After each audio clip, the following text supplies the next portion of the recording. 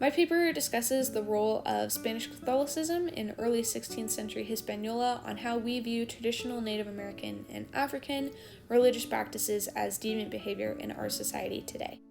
A quick timeline, my paper starts in 1492 and goes until the modern day, focusing on shifts in narrative within this time. Beginning with the Taínos, they were animists, which means that they believed that everything had a spirit.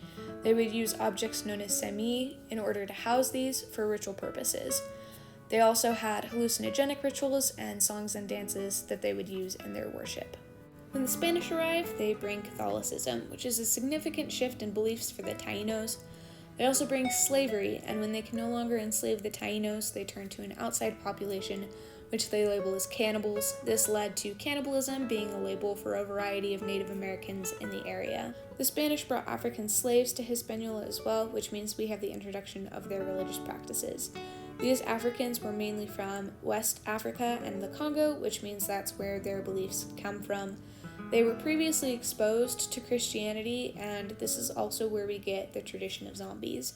All of these religious practices combined into something called a syncretism.